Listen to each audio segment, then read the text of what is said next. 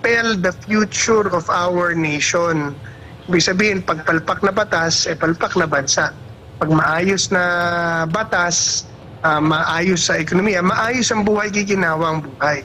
So, ganyan po kahalaga ang pwestong yan. At ang pwestong yan po, dapat na mainihahalal nyo po dyan, yung mga tao na maglalagay ng mga batas at programa na kinakailangan ng tao.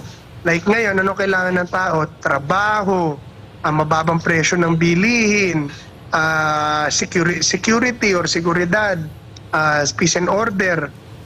Yan po ang kailangan ng tao, palakasin ng ekonomiya, yung mga batas na kailangan ng tao. So pag pumili ho kayo ng mga kandidato, isa pa, yung mga kandidatong hindi corrupt at hindi makikiisa sa mga sistemang corrupt, dahil corruption po ang nagpapahirap sa bansa.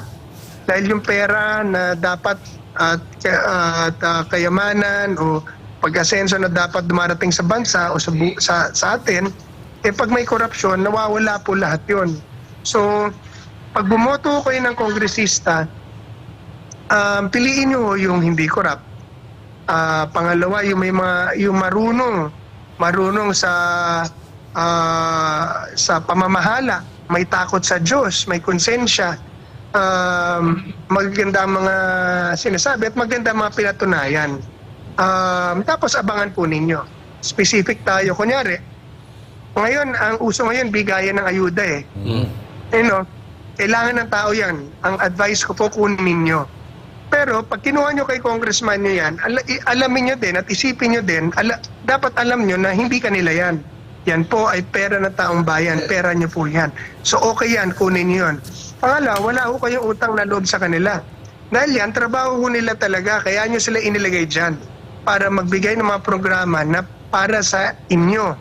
At yung kapangyarihan na nagkakaroon sila ng posisyon na nakapagbigay sa inyo ay galing din sa inyo. So sila ang may utang sa inyo. Pangatlo po, ang isipin ninyo, sige lang, Congressman, alam nyo, maraming salamat sa ayuda. Pero pwede ba sa susunod, trabaho naman? Trabaho naman na ibigay nyo sa amin para umasenso kami.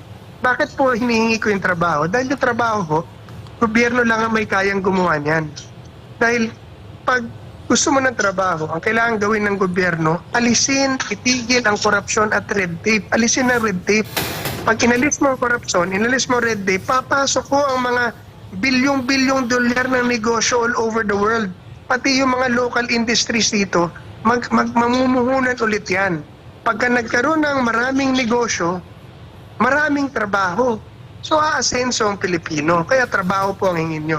Dahil para maibigay nila yan, aalisin nila ang korupsyon, sisiruhin nila ang red tape. Yan po ang kailangan natin. Pang-apat, pag binigay yan kayo ng pera, tandaan nyo, babawiin yan. So isipin nyo, saan ang galing, saan babawiin yan? So bigyan kayo ng 5,000. Magkano kinuha mo? 1 bilyon, 2 bilyon, 10 bilyon, binigyan mo ako ng 5,000. Ay, ayaw ko niyan. Pero kukunin ko ngayon yan. Dahil kailangan ko ng pera, tsaka pera naman taong bayan yan. Pangalawa, magagalit ka pa. Pero yung boto, isipan nyo po yun. Ang boto nyo po, yung mga sinabi ko kanina, may takot sa Diyos, gumagawa na tama, ayaw sa korupsyon, at mayroong mga pinatunayan. Yun po. Sir Greco,